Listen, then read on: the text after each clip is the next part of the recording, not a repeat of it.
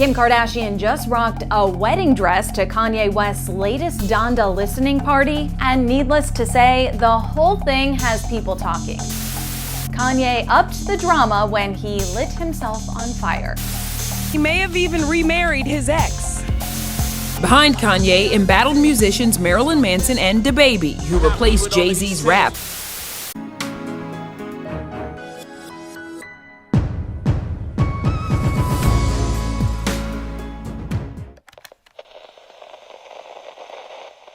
Are Kim Kardashian and Kanye West back together? Did Kanye really set himself on fire at the Donda listening party? Why were controversial toxic figures such as DaBaby and Marilyn Manson present? Is Kanye trying to compete with Drake? If there's one thing that we got from the Donda listening party, it's questions. Hey everyone, and welcome back to Exposing SMG. It's always a pleasant time to discuss Kanye's antics and the usual Kardashian thirst. So in this video, we're going to talk about 5 crazy things that happened at Kanye West's Donda event. Number 1. Kim Kardashian came out in a wedding gown for the finale of the Donda event. Did they just end the events by getting remarried? That's the million-dollar question. Not only did Kim support her former husband in the audience, but she got involved in the show as well when she came out wearing a wedding dress. The audience went crazy when Kim showed up outside the mock-up of Kanye's childhood home in the dress. She stepped out during the song No Child Left Behind, the final song of the night. After Kim's grand entrance, everyone started thinking that they got divorced only to get remarried at his event. Fans even joked that it was what modern romance was like. This event was the 3rd official Donda event, and at the time, everyone was confused as to where the album was. The album was released 3 days later on August 29th, but one thing is for sure, Kanye made sure that he would do something that would get everyone talking. Last time we talked about Kim and Kanye, we talked about the weird things that made up their relationship and if there were always red flags that should have told us they were going to divorce since the start. It's funny because one thing I kept stressing in that video is how Kim and Kanye seem to do everything for their brand. It's like they're machines. There are no real feelings behind their actions, just calculated decisions. I mean, would anyone here show up to their ex-husband's event wearing a wedding gown? I don't think any sane person would. But this is the world of Hollywood, and they don't care if they look insane. They care about the attention, and that's exactly what Kanye grabbed. Everyone's attention.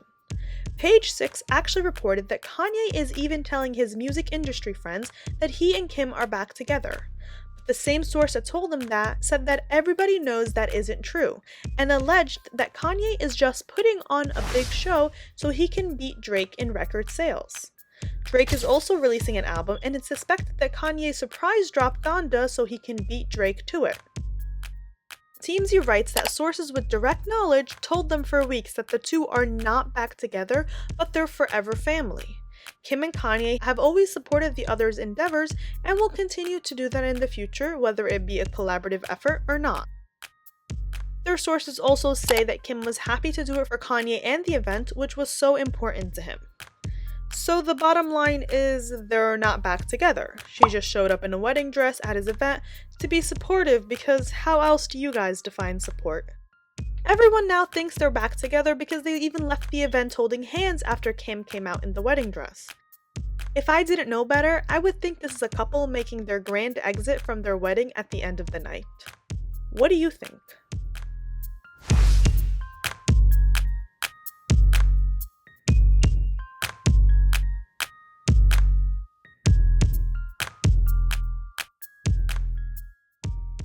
Number 2. Kanye set himself on fire. Before Kim came out in a wedding dress, the crowd was already in shock as Kanye set himself on fire on the stage as he stood under a huge cross. TMZ writes that it was likely a stunt double who set themselves on fire though.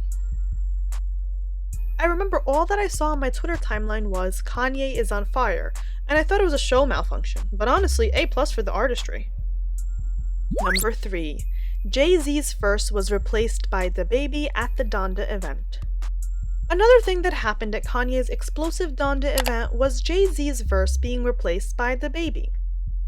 Back in July, fans were so excited when they learned that both Kanye and Jay-Z reunited for a track for the Donda album during the first public listening party at Atlanta's Mercedes-Benz Stadium.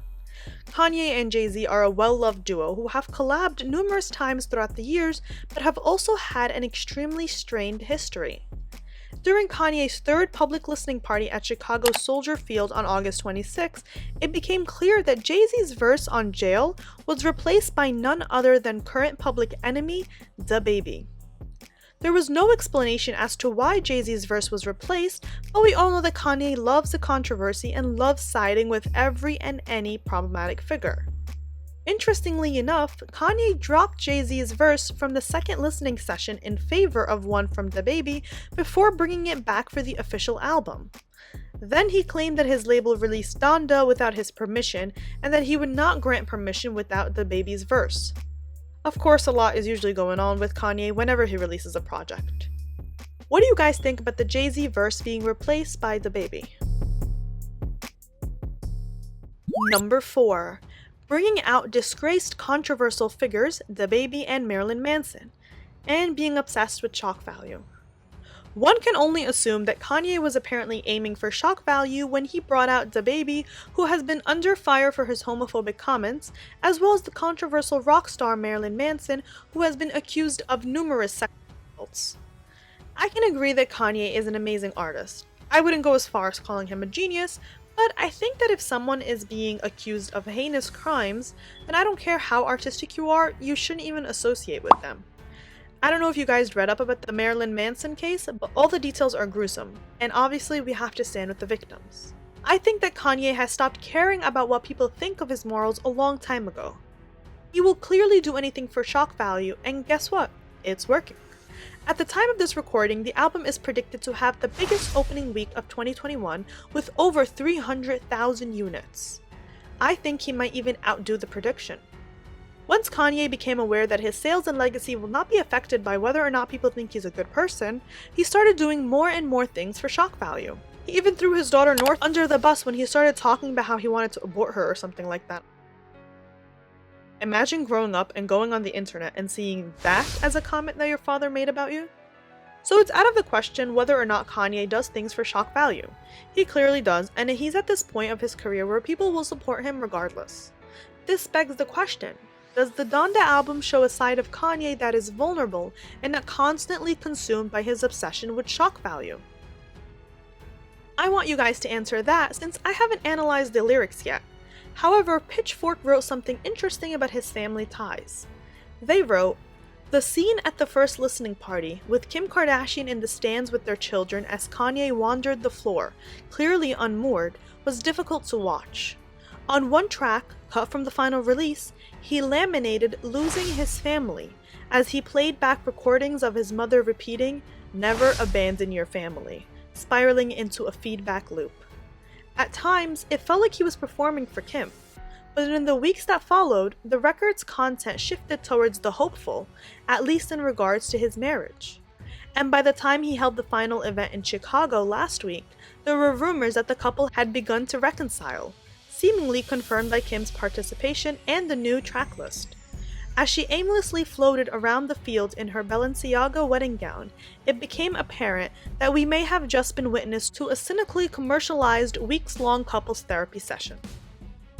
That was poetically said. As I stated in the beginning of the video, I don't think they're back together. I talk a lot on my blog and social media about how the Kardashians will do anything to protect their brands, and their baby daddies are part of that clause. It's why people like Tristan Thompson, Travis Scott, Scott Disick, and so on still stay attached to the Kardashian/Jenner clan despite all the cheating allegations, drama, and constant instability. I know people were wondering if Kanye is going to expose the Kardashian family after the divorce, just like his tweets threatened, but I feel like it's become clear that their brands will always be attached, and therefore they will always be associated together. Number 5. Kim listening to the Donda album on mute. This didn't exactly happen at the event, but it was too funny not to include. Kim posted screenshots of the album playing on her phone, specifically Hurricane, Donda, Lord I Need You, and OK OK Part 2, with the volume turned all the way down. Fans, of course, quickly noticed this detail and immediately began calling her out on social media. Now, do you guys think that she did that on purpose to rile up everyone? I saw several viral tweets talking about the album and how she's listening to it on mute. It's almost as if it's free promo. The drama got everyone talking about the album. And I think it was done on purpose. What do you think? So that's all I have for you today. I hope you guys enjoyed this video. Let me know down in the comments below what you think and what are your thoughts about Donda? What are your thoughts about Kanye and Kim in general? I can't wait to read what you have to say. Be sure to like and subscribe for more, and as always, I'll see you next time.